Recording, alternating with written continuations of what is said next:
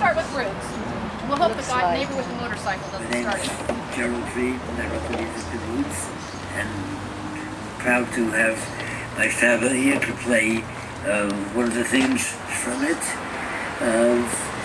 Being on Roots was a pleasure. It was more than a pleasure.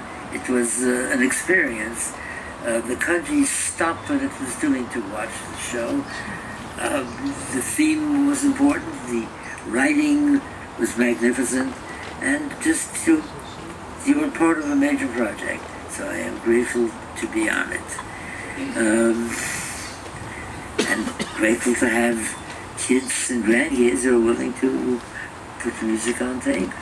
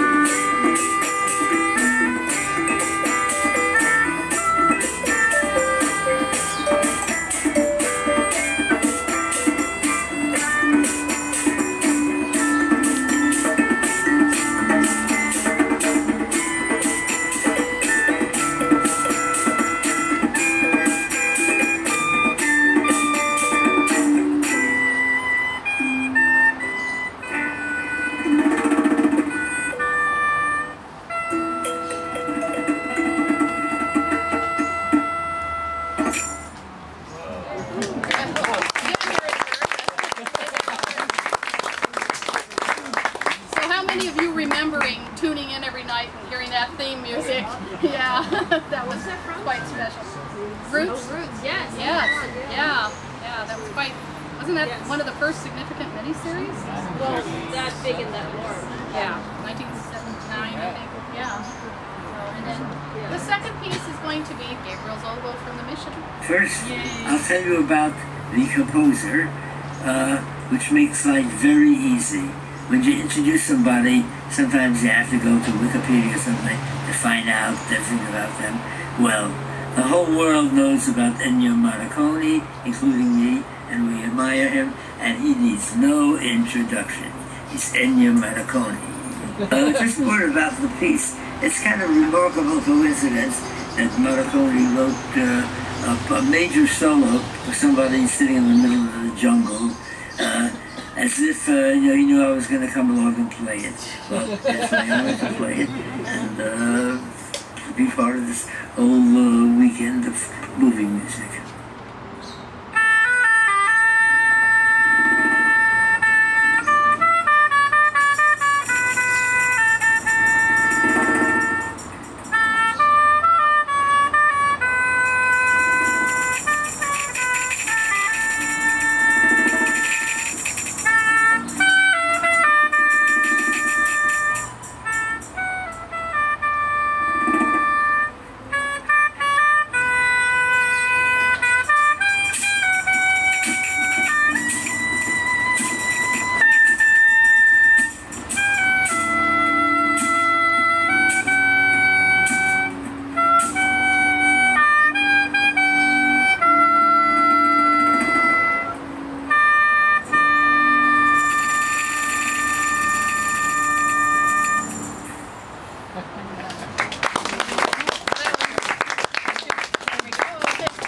It was fun when I talked to Jonathan, his son. He said, well, I try to get my sons to play music with me, and it's kind of a struggle to get them to come, but for Granddad, anything. So, so that was nice. And I think they had a good time doing that for us. So that's a bonus. Okay, well, let's see. What time is it? Huh? Let's try him calling him in case you know, I'm sure he's waiting. If not, he'll say, you were supposed to call in 8 minutes. And I'll come over here. You stay here at... Oh, hello.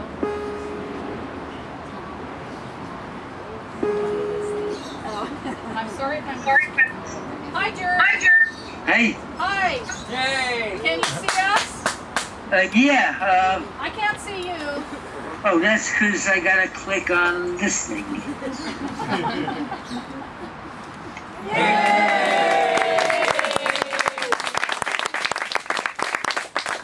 Okay.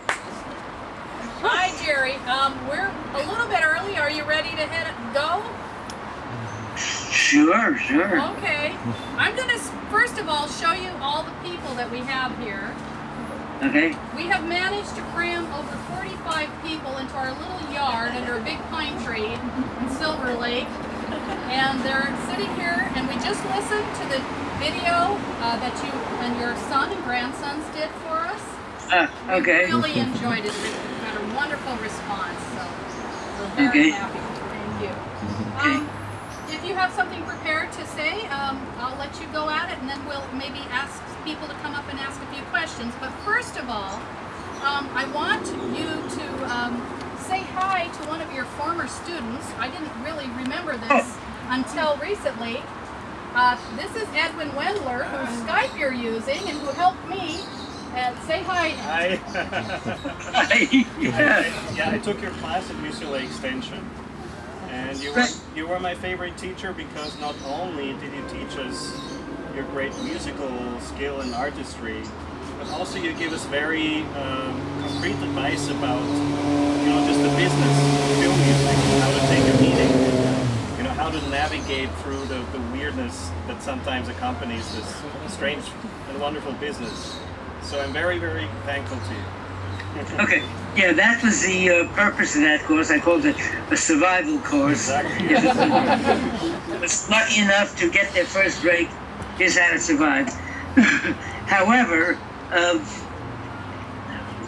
the aesthetics of that is a little bit contrary to that of Ennio Morricone, who, as I remember, would do things not for survival, but because it was a proper kind of brilliant thing to do to a movie. And sometimes, at first it sounded weird and certainly broke all the rules that I was teaching you in that survival class.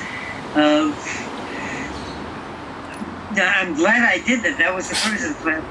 But what Morricone does, and I was just thinking of how I did not teach that. I was teaching in fact, I would start off each semester by saying, I'm going to try to react as a composite of all the directors and producers in Hollywood to give you a general feeling of what you're getting into.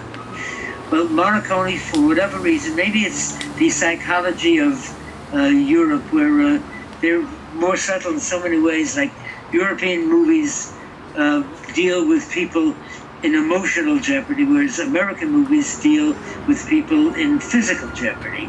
Now that's a generalization which is often broken, but that's sort of what I was forced to think, especially thinking about my reaction to Morricone's music. He would do things, well, for one thing, he knew instruments, and maybe a little self-serving on my part, but I would like to include myself with Morricone as one of the very few composers who were not pianists, who were instrumentalists. He played trumpet, I played oboe with the symphony and sax with jazz groups, and I think that put us ahead of the game, because we know instruments, we sat next to them, we know the feel, we know the subtleties of them. And most composers use orchestrators partly to save them time, and also because they didn't have the feel we did. So forgive me, but I'm looking at myself with Morricone in that capacity. But what else? Yeah, he would do things that you just don't think of. First, let me say that early in my career, I was chastised. I wanted to be original. I wanted to be like the way I used to hear Bernard Herrmann and Elmer Bernstein and the guys just before us who did interesting things. I wanted to be that kind of composer. And sometimes, early in the game, maybe because I was on just a regular commercial movie or commercial TV thing, I was told by a producer, Jerry, your music, it reached up and tore the scene right off the screen. You can't do that. You're just part of it. But I took that seriously, and that was part of the course I took. I'm sorry I did it now. I mean, right now I would like to encourage what Morricone seemed to do. He would, in so many things, he would find a way to hook in something that you don't expect. Why? Because part of the character who was on screen had this in a character, and there was no way that you know it from the dialogue or from the action. The only way the audience could know that or feel that was from him doing a little turn in the music. So that's I owe that to Morricone too. Anyway, do we have a topic of discussion or Silver Lake or? Silver Lake. Too bad you're not here for the pizza. Would you mind just having people come up and ask you a question or make a comment? No, but could you fax me some of the pizza?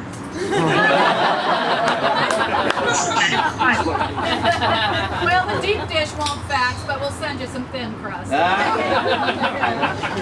right. Well, if you're up for that, I'll send up who wants to be the first victim. No, oh, excuse me. So please, feel free to come up and if you have a question, come on up and come to the camera and introduce yourself. And here they come. Okay, I'll try not to reach up and tear you off the screen. My name is Carl. I'm a fan of some Star Trek stuff, and I'm curious, why did the style of music change so much towards the end of the 60s? What was that experience like? I think it was probably a reaction to the European composers who dominated movie music. Franz Waxman, Miklos Rocha, what's the guy who did Robin Hood?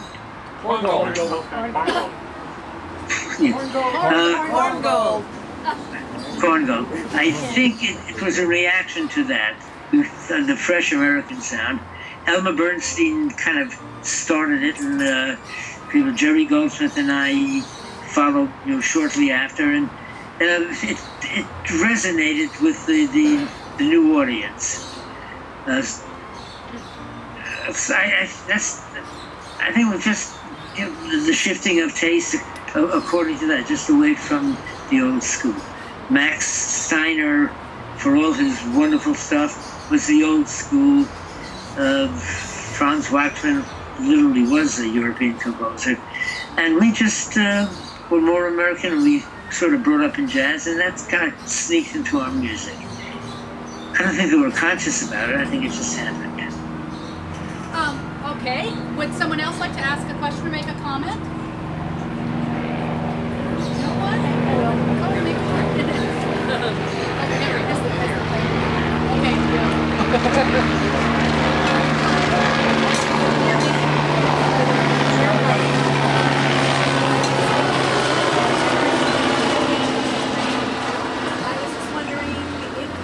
Besides what you personally played that he wrote, I wondered if you had another favorite Morricone piece.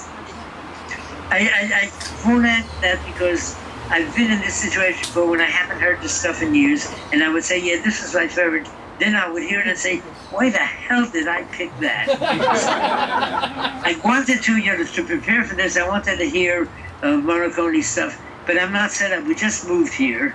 And I'm not set up to hear it. We're in a senior place now. I just had some hospital work done. So I wasn't set up, so I really don't hear it. I remember scores like his Good and the Bad and the Ugly, and, well, The Mission, of course. But I really can't answer that intelligently. I'm sorry. That's perfectly fine. Thank you. And Henry, did you have a question or a comment for Jerry? Oh, and Preston has one. Yeah, sorry. Maybe we'll have Preston. Please talk to Jerry. Notice how I assumed that I said I couldn't answer that question intelligently. The assumption is I will answer all other questions intelligently. Well, I will ask this question unintelligently, so your answer can't help but be intelligent. I'm from Connecticut, too. We're a contingency here tonight. I'm from Stamford, Connecticut. My name is Preston Jones.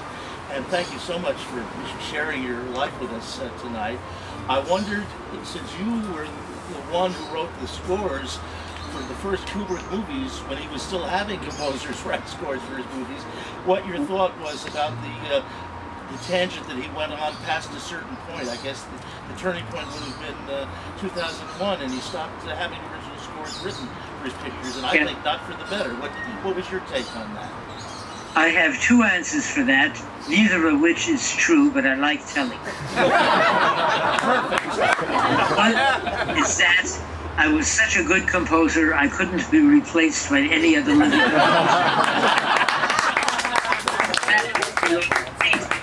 contemporary composers, went back to the classics. The truth is, he got so nervous. He was a nervous kind of guy. You know, the stories about Kubrick and being, nervous are kind of true, which is part of his brilliance, and he was kind of brilliant. Anyway, his anxiety of between talking to composers, me for example, and actually hearing the music was so great that he actually hated it. And then when he gets to the scoring stage, if he didn't like something, there wasn't really time to change it. With the 40-piece orchestra sitting there, it's too expensive. And that tension kind of bugged him, and he felt more comfortable with pre-recorded music. Also, he picked some interesting stuff. Even his Blue Danube was an intelligent choice. The best of the waltzes for that purpose. So he knew what he was getting beforehand, and I truly think that was the reason. Not that nothing personal about him and me or other contemporary composers. He did, I think, try Alex North on something and threw out the score, and that probably convinced him. Never again. I'm going to hear pre-recorded stuff. And, he hired some pretty good composers. I mean, he used pretty good pre-recorded stuff. So that's the best I could do to answer. There was nothing personal. We still maintained friends. He even babysat me once. I mean, me, sat by my first kid. Well, I'm glad he used Gerald Fried scores when he had the chance. Thank you very much. Right.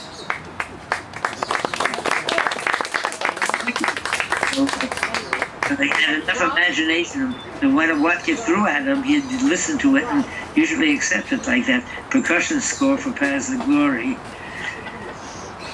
Anyway. Okay, I think we've got someone else coming up here. It's hard to get through the crowd here. There's a lot of people here. I love your work. My name is Rob Ward, and it's exciting to have you Skyping with all of these music fans over here. I'm glad to be here. Well, we are too. My question is that you mentioned Bernard Herrmann, and he's such a great classic composer. He and Franz Waxman and Victor Young, different great composers from the 30s and 40s, composed for television, for Gunsmoke and Rawhide, and I know you did that too. You did a Rawhide, you did a Gunsmoke. What was the process like when you came in to do a half-hour or an hour-long episode? How much time did they give you to work on this? Well, first I'd like to say a few words about, doing television, which a lot of people think was demeaning. I started off, with Kubrick, which is a classic credit. But by the time I got settled in Hollywood, I had 4 kids, and I couldn't fool around. I needed the income. So whoever called, I would take the gig. Also, there was some interesting stuff on television. And in addition to the series, well, I don't know, like even on a Man from U.N.C.L.E., for example, or certainly Star Trek, there was a chance to do interesting stuff. I can't put that down. As far as time goes, they gave you less time in TV and smaller orchestras, but that wasn't a significant obstacle. Were you satisfied with the work that you did for the episodic televisions to come in and be a gun for hire for an episode? Oh, yeah. Well, as I said, I was grateful to get to work, to be able to work, and that they called me. Yeah, and like I said, sometimes, like Larry Pierce, oh no, that was a movie, not a TV thing. Jack Arnold for, actually I did, I think, some of the Gilligan's Island for him. He was actually an intelligent, good thing. You know, I have a funny story. When people ask me, well, what have you done? And the first thing I would tell them, you know, to try to show what a high-class composer was, well, I did Stanley Kubrick's 5 minutes. They said, oh, yeah, very interesting. Then I would say, I also did Gilligan's Island. And they go crazy. Well, tell us about Gilligan's Island. That was fun, and it didn't take much work. You can't do too much thinking about it. Just go on instincts. Did you know that John Williams did the first year of Gilligan's Island? Yeah, the John Williams. Johnny Williams. Johnny Williams. Yeah, we call him. Anyway, it's a thrill to see you, and we love your music. Thank you so much for being a part of this.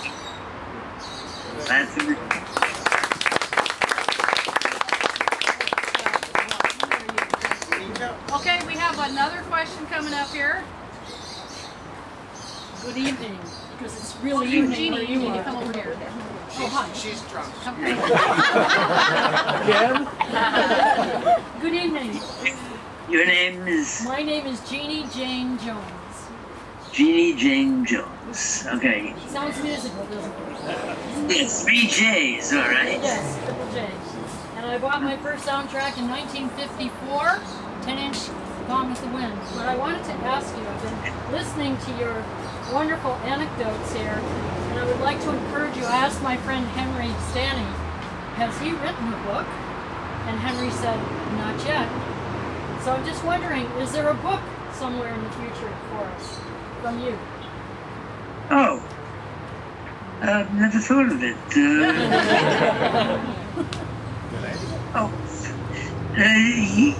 Yeah, some anecdotes, but mostly I think my life, my professional life speaks mostly in the scores, you know.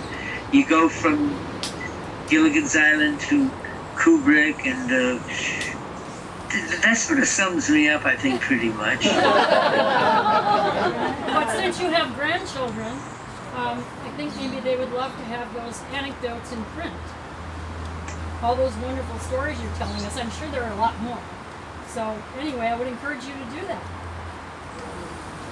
Well, thank you, all right?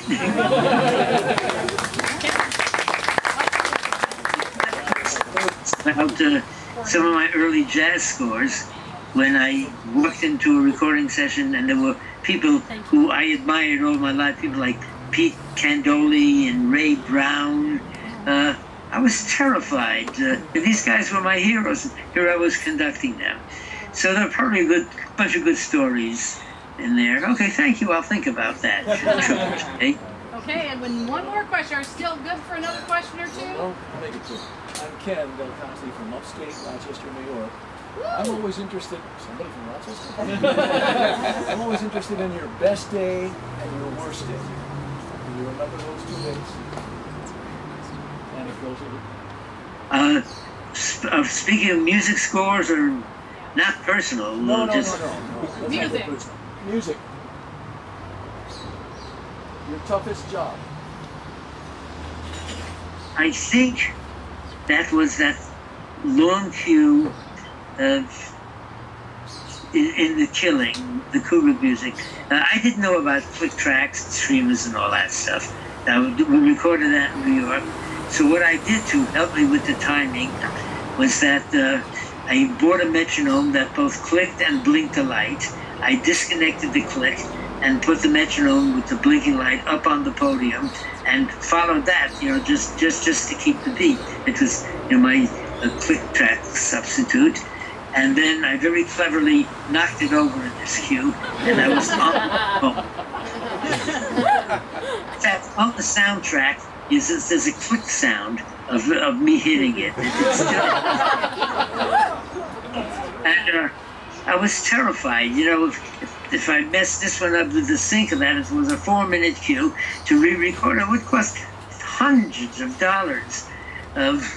And somehow I try to keep the feel of it, the pulse of it, somehow get through it somehow, and it ended pretty much on time, and the end stream came, and I gave the cutoff, and that was my biggest moment of my musical life. Well, my whole life, just to have brought that off like that.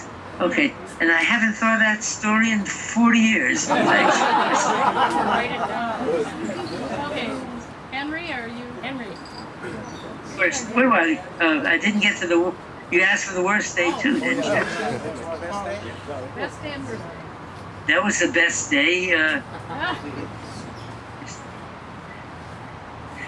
I'm sure I have a good story here. I'll think of it and I'll call Henry and Nancy. Okay, Henry's going to come and ask you a question now. Okay, I'm going to cheat. I'm going to do 2 questions because I totally forgot about the fact that Hurricane Salad was piloted by Williams, and they did a number of the score. Did you ever play with him? Did you know him? Did you ever? Because he did a series of concerts this weekend. A lot of these people actually saw him this weekend. Yeah, we shared something in common. Back in 1956, we were in our 20s. Lou Wasserman at Universal figured that TV is here to stay. And one of the things he did was he started Review Studios, the TV arm of Universal, and he hired 2 composers on staff to be ready in case if the work comes in. He didn't want to have to hunt for composers, last-minute stuff, so he hired 2 composers ready to go, and he auditioned everybody in town, as far as I know, and he picked 2. John was one, and I was the other. So we were there together. And John played piano like on Shotgun Slade. He was the pianist, or rather the harpsichordist. And every Friday night for months, we would do a Shotgun Slade recording, and John was the pianist. He did a lot of my other stuff, too. And that was an honor. Speaking of honors, Andre Previn was the pianist on one of my scores for some months. It was a monster movie. It was called Cry Baby Killer. It was a teenage kind of movie in it. And Andre Previn on piano. So that's one of the perks you get being in the movie business. You get people like that in the orchestra. And John and I, we was kind of friends. But after a point, he didn't take days, at least none of mine. And he was one of the few composers who could do just about anything, and I mean anything. He could go from get-down jazz to Rachmaninoff concerto. There are not many of them. Ralph Grierson was one of them. Lincoln Mayorga was another one like that. And Andre was one, and John Williams was another one. Incredible, the range that those guys had. Okay, well, that's almost a story. Just watching him last night, I got the sense of a banishing breed of men that are disappearing really quickly. So just talking to you and seeing him last night made me feel a lot better. For myself. To his gift, he was also a nice guy, John. Oh, now my first original question. The only other director that I think you ever had a continuing relationship was Robert Aldrich, and I never hear much about maybe your interplay and how you work with it. Do you have any stories or anything to say about it? Well, he was sort of an industry kind of a guy, And I had a reputation of being kind of an outside kind of guy, so I was a little surprised that he hired me, and pleased, of course. And he let me do interesting things. Let's see, Grissom Gang, the English one, Killing a Sister George. Killing a Sister George. Yeah, that was the first one I did for him. That was a daring movie to do that he did. And yeah, I respected his professionalism, and he also was a nice guy to work with. He basically left me alone, which is always nice. Now, I suppose there were some directors who had to justify every note. Stanley Kubrick was one of them. Had to explain why every single note you wrote. Okay, fair enough. He was that way with the sound effects people, with the actors. He turned out a pretty good movie, so nobody's complaining. Yeah, Aldrich. Yeah. Okay. I think maybe it's Nancy again. I think we need to wrap it up because I have to get this crowd into the backyard around the pool, and we're going to start our concert at 7 o'clock our time, 10 o'clock your time. So Right. it's been such a pleasure, Jerry. You're a sweetheart.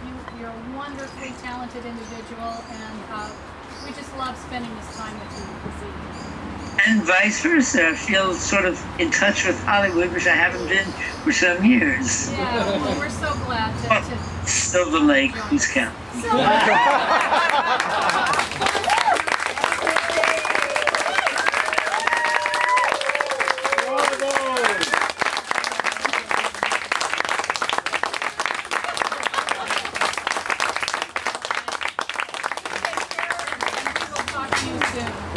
Thank you.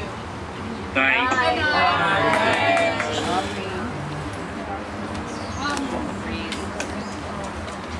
Just to let you know, we're going to have the concert in the backyard. Probably the best and safest way is to go up the stairs and through our house out the back.